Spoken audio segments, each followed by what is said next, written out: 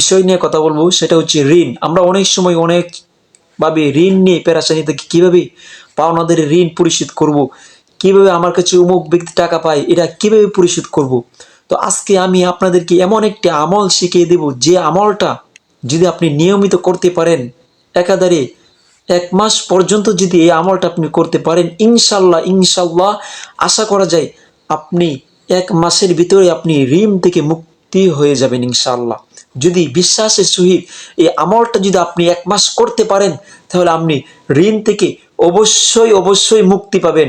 বিশ্বাসের সহিত আল্লাহর উপর ভরসা করে শুধু এই আমলটা আপনি নিয়মিত করবেন।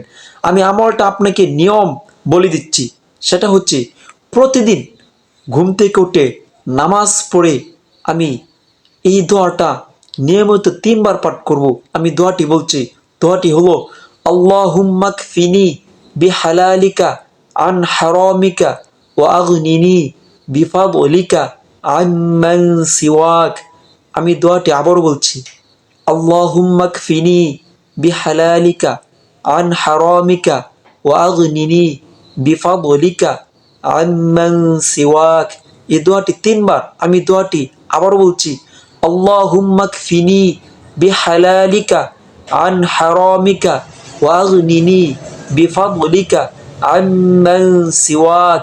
এই দোয়াটি সকালে এবং রাতে ঘুমানোর আগে বা যে কোনো সময় আপনি 3 বার পড়বেন। 3 বার, 5 বার বা 7 বার এই দোয়াটি পড়ে আপনি ঘুমাবেন।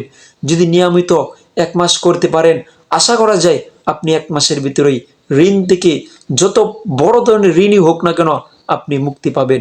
আরেকটি বিষয় হচ্ছে, আমরা যারা কোরআন শরীফ পড়তে পারি বা আমরা যারা কোরআন পড়তে পারি, তারা আরেকটি আমল করবেন। আরেকটি আমল হলো সূরা ওয়াকিয়া। আল্লাহ তাআলা ওয়াদা করেছেন যে তোমার যদি, আল্লাহ তাআলা বলেছেন, তোমার যদি রিজিকের এতই পেরেশানি থাকে, তুমি যদি রিজিক নিয়ে এতই টেনশনে থাকো, তাহলে সূরা ওয়াকিয়া পড়ো না কেন? কোনো ব্যক্তি যদি একাধারে 40 দিন সূরা ওয়াকিয়া পড়ে, আমরা যারা কোরআন শরীফ পড়তে পারি তারা এই সূরা ওয়াকিয়া পড়ব সন্ধ্যার সময় মাগরিবের নামাজের পরে।